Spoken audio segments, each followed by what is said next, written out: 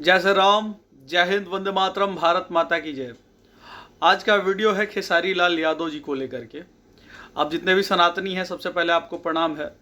खेसारी लाल यादव जी से बहुत पहले पूछा गया था, जब राम मंदिर की चर्चाएं बहुत गर्मजोशी से थी, सुप्रीम कोर्ट में यह मामला था, तो खेसारी लाल यादव जी से पूछा गया था कि राम मंदिर के ऊपर आपका विचार क्या है। तो उन्होंने नज़रअंदाज करते हुए कहा कि मुझे ये सबसे मतलब नहीं, मैं जातिवाद के चक्कर में अब राम भक्ति को जातिवाद समझ लिए थे।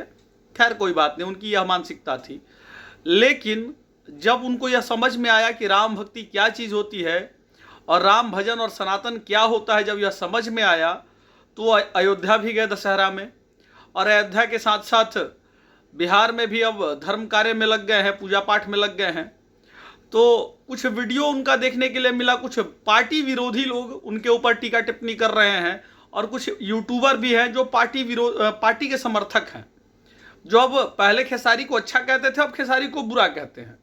खेसारी लाल यादव जी ने राम भजन गा दिया, और राम भजन गा करके बहुत अच्छा प्रस्तुति दिया उन्होंने, और ऐसा प्रस्तुति जो सुनने लायक है। और वो जा करके मिलने चले गए बागेश्वर धाम सरकार पंडित धीरेन्द्र की शास्त्री से मिलने चले गए, और उनसे मिले, उनसे आशीर्वाद लिया, क्योंकि हर कोई के जीवन में उतार चढ़ाव होता है। खेसारी लाल यादव जी के भी जीवन में उतार चढ़ाव हुआ होगा।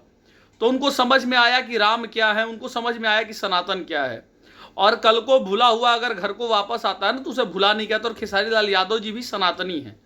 लेकिन जो लोग विरोध कर रहे हैं ना खेसारी लाल यादव का, और वो लोग पार्टिकुलरली इसलिए विरोध कर रहे हैं ताकि खेसारी लाल यादव आरजेडी के बारे में क्यों नहीं कह रहे हैं, मेन पॉइंट ये था। लेकिन भाई खेसारी लाल यादव का ये अपना ओपिनियन है। वह राम भक्ति अगर कर रहे हैं तो वो आरजेडी से राम भक्ति करने के लिए नहीं सीखे हैं, वो उनका हृदय कह रहा है तो वो राम भक्ति कर रहे हैं। बागेश्वर धाम से मिलने के लिए जा रहे हैं तो उनका हृदय कह रहा है तो वो मिलने जा रहे हैं। तो इसमें आप और हम कटाक्ष करने वाले कौन होते हैं? हम लोगों को तो साथ देना चाहिए कि खेसारी लाल यादव जी अच्छा कर्तव्य कर रहे हैं, धर्म कार्य में लगे हुए हैं। हम खेसारी लाल यादव जी का यहाँ सम्मान करेंगे। आप राम भजन गाएं, प्रभु श्री राम के धाम जाइए, वहाँ भी आपको निमंत्रण मिला ही होगा। बागेश्वर धाम गए, अद्भुत है यह विषय, यह सारे लोगों के लिए अद्भुत विषय है। लेकिन जो पार्टी के दलाल यूट्यूबर बने बैठे हैं ना, जो पार्टी खेलते हैं, मैं उनसे कहूँगा अपने गिरेवान में झांक लो, 2 कौड़ी की औकात है तुम्हारी। और खेसारी लाल यादव को आप शब्द बोल रहे हो, मतलब खेसारी लाल यादव अगर राम भजन गा दे, राम भक्ति कर दे, राम के दरबार में चला जाए, बागेश्वर धाम सरकार के दरबार में चला जाए, तो आपत्ति हो जाता है। कहाँ से सोच लाते हो यार? ये सब कैसी मानसिकता हो गई है आप लोगों की? मतलब कोई भजन कीर्तन करने चला जा रहा है, कोई भगवा रंग का वस्त्र पहन ले रहा है, तो वह आरजेडी विरोधी हो जा रहा है। धन्य है खेसारी लाल यादव, अपने दम पे जिया है, कमाया है, खाया है। आरजेडी ने उसको नहीं खिलाया पिलाया है। इसलिए किसी भी व्यक्ति को पार्टी से ना जोड़ा जाए। मतलब वह जाति के हैं तो आप पार्टी से जुड़िएगा।